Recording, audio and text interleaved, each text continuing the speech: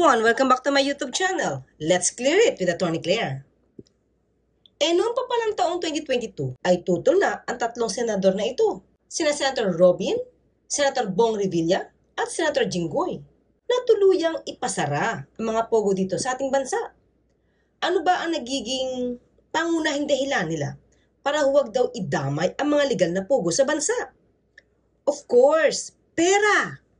Pera ulit! Sayang daw ang kita ng mga ito.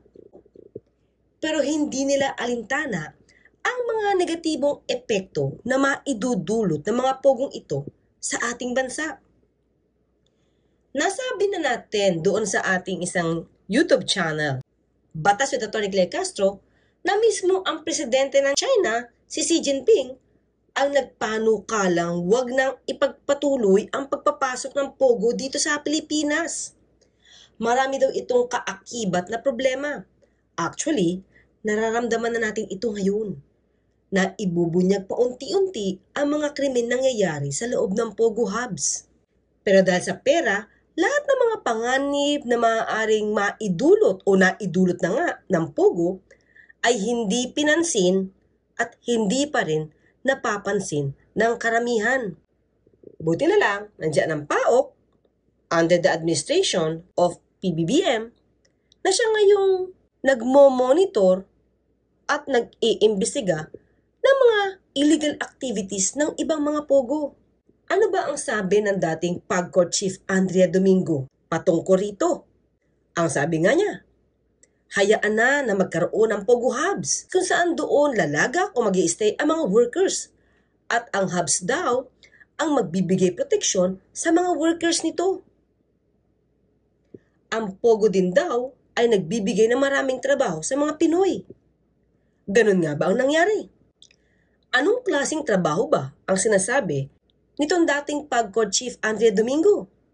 Trabaho legal ba ang kanyang sinasabi? Matatawag niya bang legal na trabaho na karaniwang pinapagawa sa mga Filipina ang maging bait, pain sa isang love scam? Kung totoong nagbibigay ng legal na trabaho ang pogo sa Pinoy, bakit kaya dumagsa ang mga Chinese dito sa ating bansa? At karamihan na nasasakote o nahuhuli sa pogo raid ay mga Chinese workers na walang legal na papel para makapagtrabaho dito sa ating bansa. Ano nangyayari? Hindi ba tayo pa ang nagpapadeport sa mga Chinese workers na ito? Hindi ba sakit sa ulo? Sayang sa pera, sayang pa sa oras, sayang sa effort na sana ay inilalaan nila sa mas kapaki-pakinabang na proyekto o trabaho.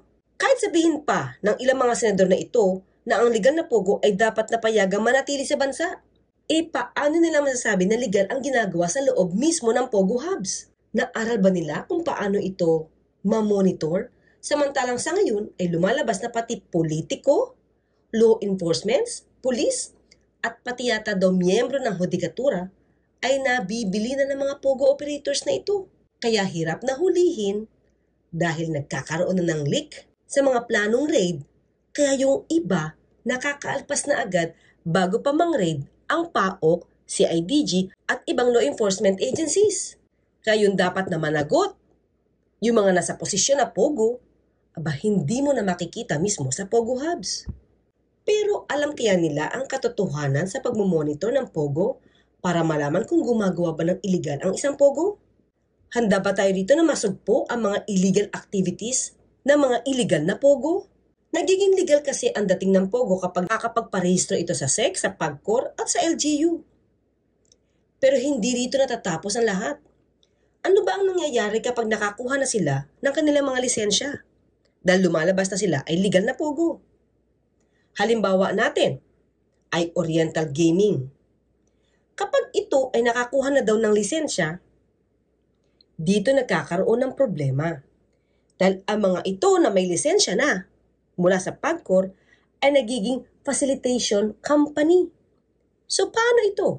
Maaari na mag-invite ang mga lisensyadong pogo ng iba pang pogo.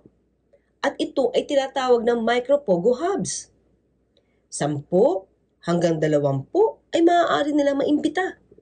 Kumbaga, ito mga micro-pogo hubs, wala silang lisensya pero kakabit doon sa may lisensya.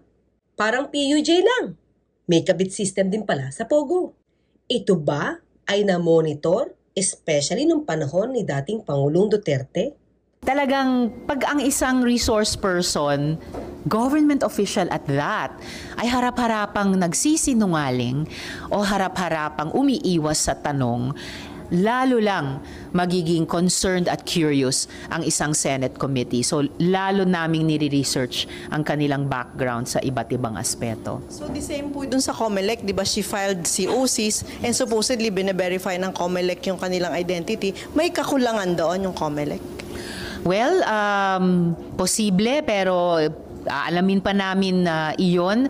Lahat kaming mga government institutions ay may responsibilidad kapag identification ng isang nagpepresentang mamamayan na ibigay yung kanilang entitlements, protektahan ang mga ito, pero according to yung criteria.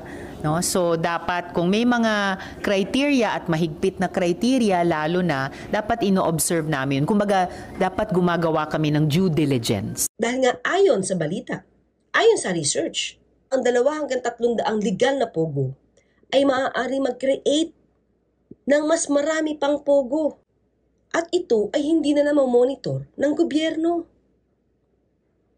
Dahil lumalabas ang lisensyado lamang sa kanila ay yung binigyan nila ng lisensya.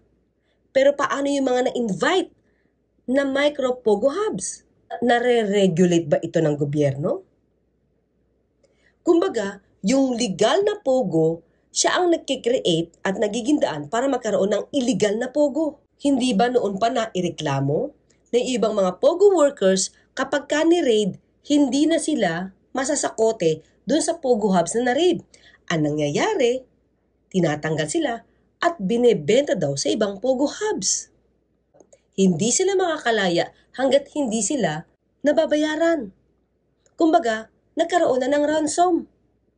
Uuso na naman tuloy yung slavery na katulad noong unang panahon na kapag ikaw ay nabili, ikaw ay magiging slave na ng isang mayamang tao.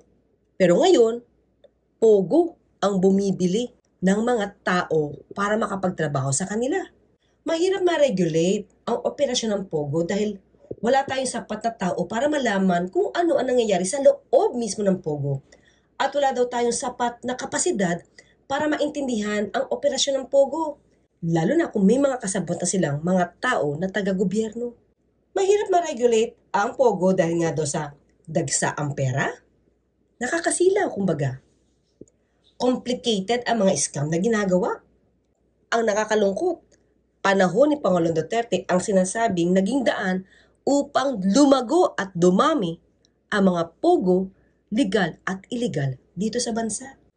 Meron bang mga investors sa pogo na kakilala o kaibigan ng dating Pangulong Duterte? Kaya hindi ito masawata? Natatandaan niyo ba yung Macau gaming tycoon na si Jack Lam?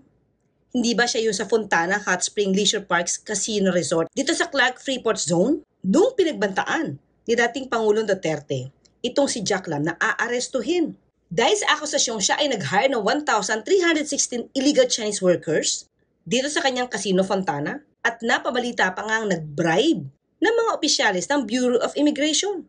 Ang lisensya ni Jack Lam para sa kanyang casino ay nirevoke na ng PAGCOR dito sa Fontana at dito rin sa Fort Ilocanja. Pero matapos na matakot itong si Jack Lam dahil sa pagbabanta ni dating Pangulong Duterte, sino ba ang pumalit? Ayon sa bilyonaryo source, itong si Michael Yang ang naging Pogo's secret kingpin at nirevive niya nga itong Fontana Casino into offshore gaming hub. So ang tanong, ito bang Chinese businessman na si Michael Yang? Ang secret kingpin ng lumalagong Pogo business? Ayon nga sa source ng bilyonaryo, ito daw si Yang ang di umano ang may tunay na kapangyarihan sa likod ng Shunwei Technologies Incorporated, one of the 60 licenses awarded by PAGCOR. Ilang operasyon ba ang ginagawa ng Shunwei? Ayon dito sa report, Shunwei runs Pogo call centers through 7 sub-licensees. Ang call centers daw na ito ay nagsisilbing offshore gamblers playing online casino in China. Saan na itong 7 sub-licensees? Orun Incorporated sa Cagayan de Oro, Invec Treasure Processing Corporation sa Bonifacio Global City, Jinhongjin Cheng Limited Company Incorporated sa Mactan, Cebu, Van Gogh Business Corporation Outsources Incorporated sa Las Piñas, Pasay at Makati, First Grid Computer Technologies Incorporated sa Parañaque, Shedai Keiji Technology Incorporated sa Clark Freeport, Pampanga, at Big Emperor Technology Corporation sa 10 lokasyon dito sa Pasay. Shedai Keiji daw ang pinakamalaking Shonway Pogo sub-licensee. May 22 lokasyon sa Clark Freeport Zone, especially dito sa Fontana Hot Spring Leisure Parks Casino Resort na dating ang pag-aari ni Jack Lam. Ang Shonway ay may loong libu-libong Chinese employees na mayroong 300 hanggang 400 katao ang nag-o-occupy every 1,000 square meters ng floor area. Hindi ba napakarami nito? May kinalaman ba ang samahan nila Michael Yang at dating Pangulong Duterte kung bakit lumago ang pogong ito? Ang Shonway Technologies Incorporated. Isang license pabor sa Shonway pero 7 ang nakikinabang dun sa lisensyang iyon. Pero talaga ang pangunahing dahilan para hindi mapigilan ang pamamayagpag ng pogo dito. Bakit nga ba mahirap malaman kung may ginagawang illegal na aktibidades ang mga pogo dito sa ating bansa?